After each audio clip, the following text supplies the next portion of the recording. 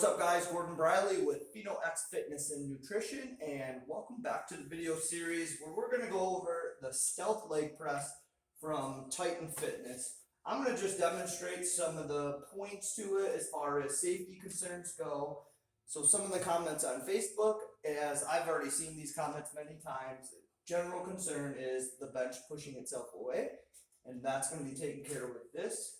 And then someone today, I read the comments, it looks sketchy, which if you didn't ever use this and didn't realize how it functions, I could actually see where you would see that because it looks like it's just sitting on the J-hooks, but with it being something that's decently heavy and then hooked on here with this, but more than anything, it's when you have weight applied to this, that force is all going down and in.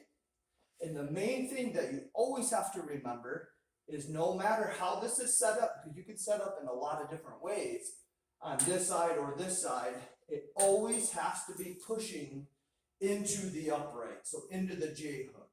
At no point will it ever be on the J-hook with the force going this way where it's just hooking onto this small piece of your J-hook. I've actually had this, like I said, in several commercial facilities, and we had three of them at one time, 3 or 4 at this facility, and there was never a single incident, and there was hundreds if not thousands of people using this over the last couple of years. So it is in fact very safe as long as you're just not stupid or do stupid things with it. So that's why I want to show you some of the things that I suggest doing, because I have tested this over years. So as long as this is always pressing into the upright, there's never going to be problems. You're never going to be lifting upwards where it's going to drive it up and off. Sometimes when you're doing single leg presses, because this is UHMW here on this shaft, it can slide a little bit left to right, and that's why when I do a single leg press, I try to keep my foot near the center-ish, offset to the one side of the leg that I'm doing. But it'll just shift on the UHMW just a little bit, and it's maybe a little uneasy at first because you're not used to it, but it's able to do that, and that's not a problem whatsoever. It has these end pieces. It's not going anywhere. So I'm going to show you guys how I set up the bench. Doesn't necessarily mean you have to do it this way, but I'm going to show you so you guys can get a visual of what it is. This is a quick adjust strap, which is really sweet. Now, how you're going to hook it up to your system depends on your bench, and you guys are smart, you can figure this out. So whether you wrap it around the upright on one side and then feed it through the bench, I'll show you that in a second.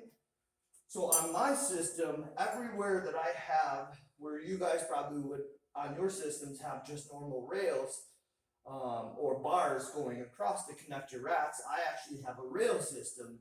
And once you get to know the PhenoX equipment, it starts to make a lot more sense, because every attachment that I add, I can hook it up in multiple different ways because of this rail system. So it works out to be really sweet.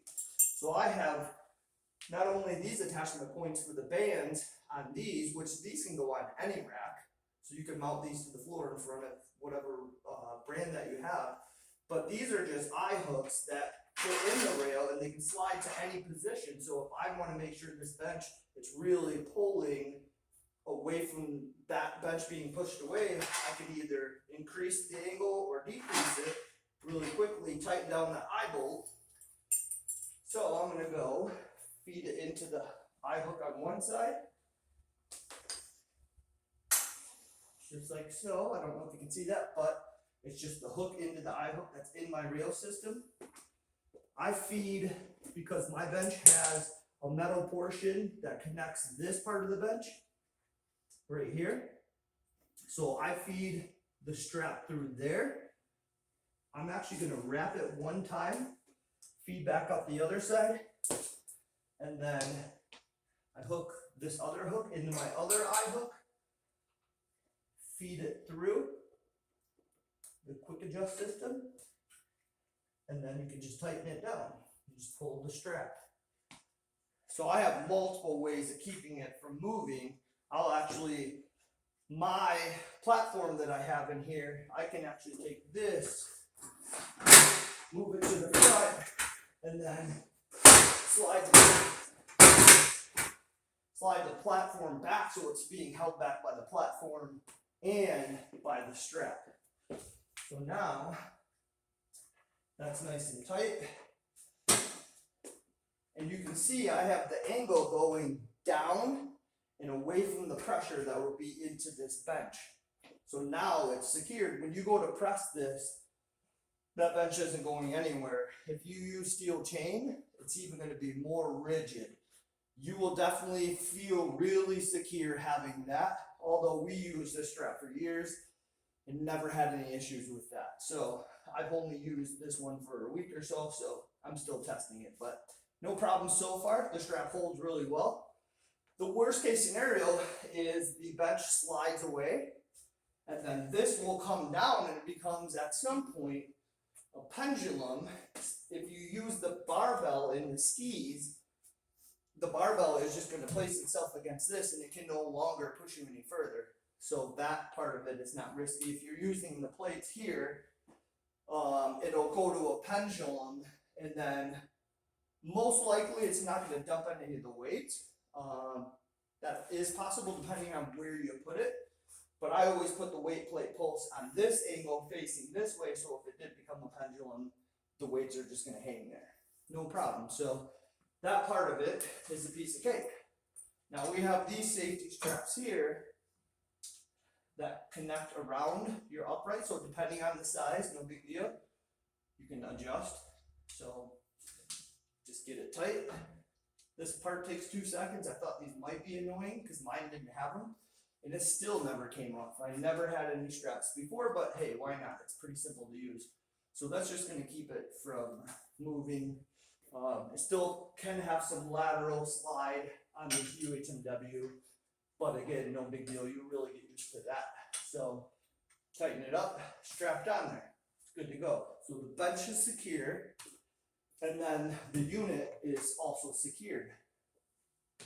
So as far as adjusting the height, for me, when I have my bench, everyone's bench is a little bit different. Everyone's situation is a little bit different. But I like to set it to where this part is just going to clear your bench. Some people like to press with a little steeper angle. I like to have all of the force being applied to the bench and being very secure and stabilizing your back. And then one of the main things is you always want to make sure that your pelvis is never rotating up off that bench. So range of motion will dictate the movement, but I want to get a little more upright. And then how far and how close, this you can adjust. These come out and they have several different holes, and I'll show you guys this up close. So depending on your starting point where you want it to be, you can just quickly move these and it would be a little bit closer. So what reason that you would have this, there's a lot of different movements, so it makes sense in some instances. But for the most case, I always want more room, not less, when getting into it. So I keep them in the top. And these are reinforced with the tube inside, which is really sweet. Because there's obviously, with this distance being this close, with weight on it, it's going to apply a lot of torque force. So you'd never want your fingers anywhere near this, which I don't know how they would be unless you got some long ass arms. But always just keep your hands away from that anyways, but I've never seen that be an issue. So height, you can just adjust your J hooks if you want to customize it for you. You kind of get the feel for it. You can put marks on it. Some people like to do that, so you save your place. You never have to guess. Or if your rack has numbers, that's great too, so you can remember that. But once it's set up and you get your distance right, I like to have it to where it's nice and tight to get in, not to where you have to push it getting into it, because once it has weight on it, you don't want to shift and put weight on one leg and possibly have a lower back injury, pelvis injury. So have it to where you can get into it without having to move it. So I would back mine up maybe just slightly, but I really want to press as far upwards as possible. So I want to be as close as possible. You want that to be that anti-pendulum force by immediately going more upwards. If you were way back and allow this to start at this point, kind of like the old rack would do. The old Titan Fitness one was way forward on the starting point.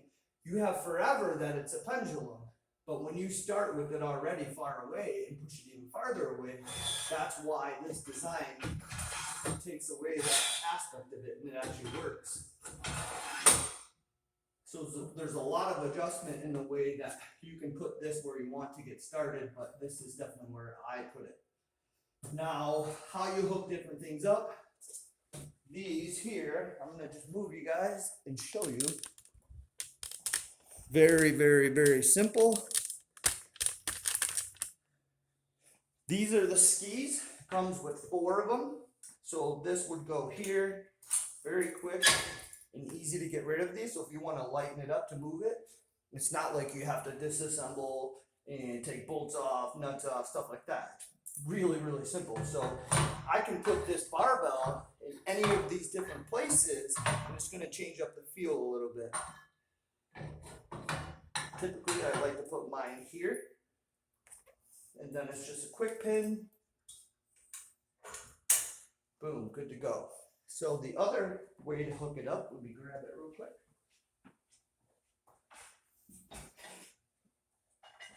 This is just another pin, same exact pin right here. Now you can put this here. You just quick pin it.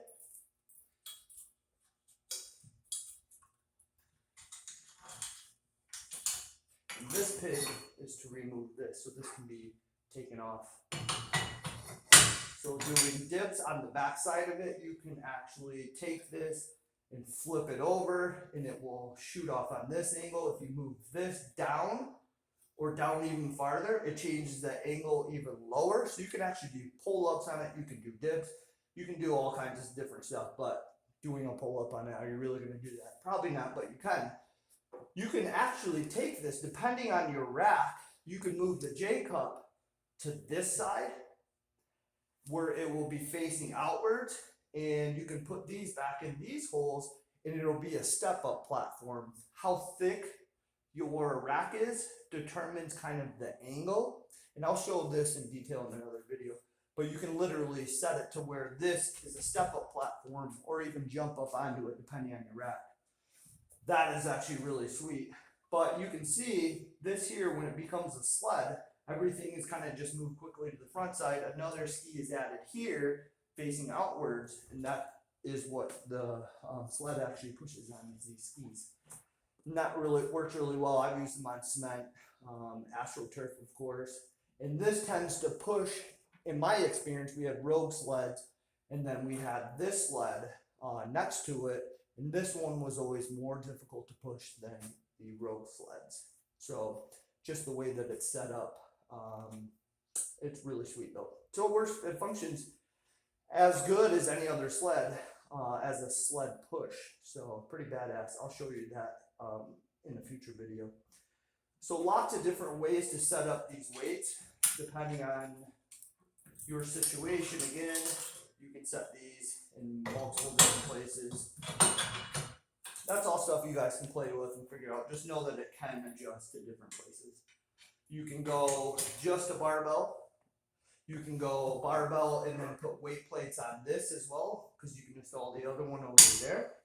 So you have lots of options of where to displace that weight. It's going to be slightly different with it up here than it will be out here. It's not going to really feel too different, but just gives you different places to put the weight or options depending on your space, which is really cool because some people might not have room for these, but they may have room for the barbell. So again, having that option really helps. So next thing I'm going to show you is actually, I hook up, so put this in here.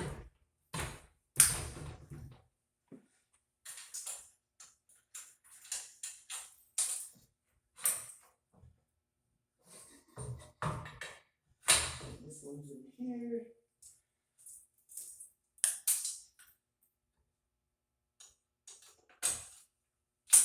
Okay, so bands. I want to make sure that you can see this. So on my system,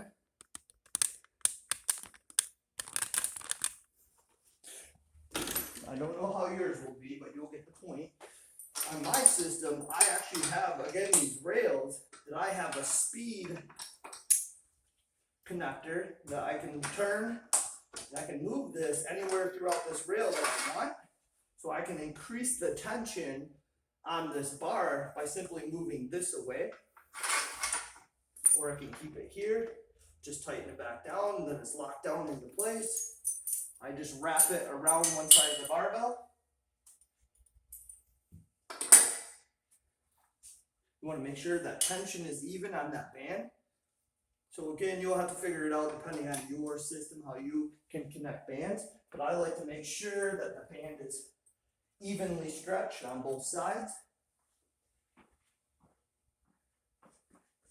So then I connect the other one just in the same way. Just wrap it around.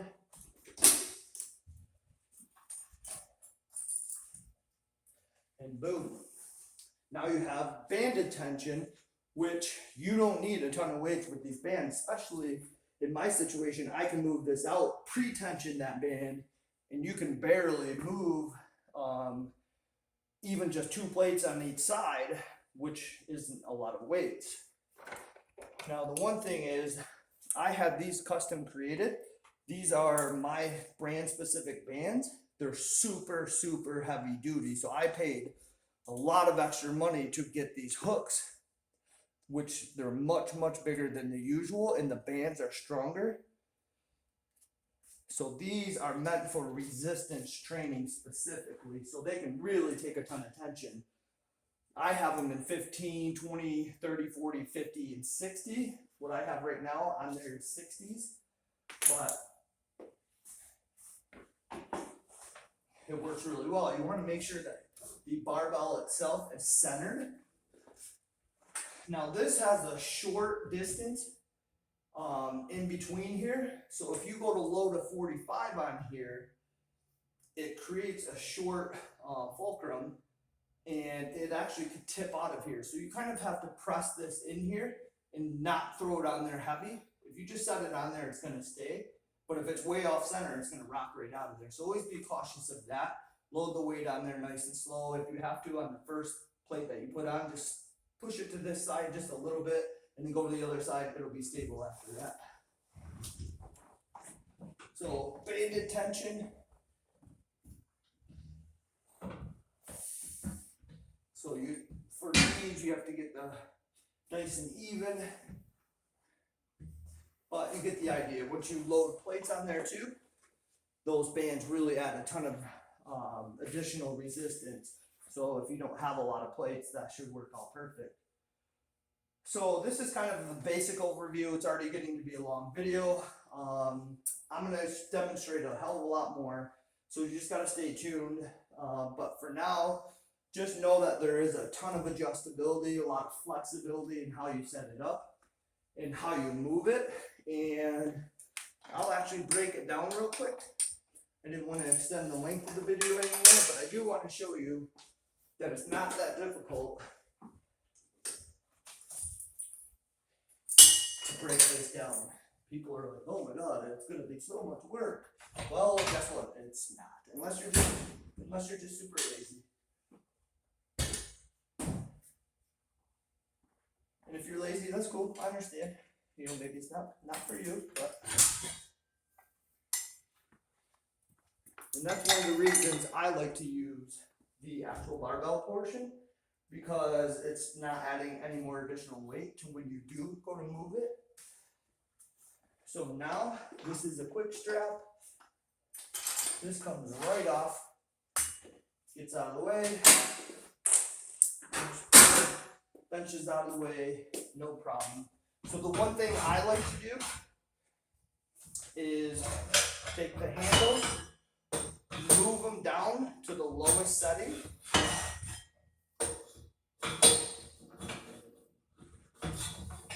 and that becomes 2 perfect carrying handles. Obviously, you gotta remove these, and then boom, move it, set it down. It's out of the way. It's not that heavy, and now you have your rack back. So it's actually a piece of cake. For now, I'm gonna cut the video off there. If you guys have questions, let me know. Ask in the comment. Let me know what you guys want to see, because there's a lot of different things. So thanks for watching.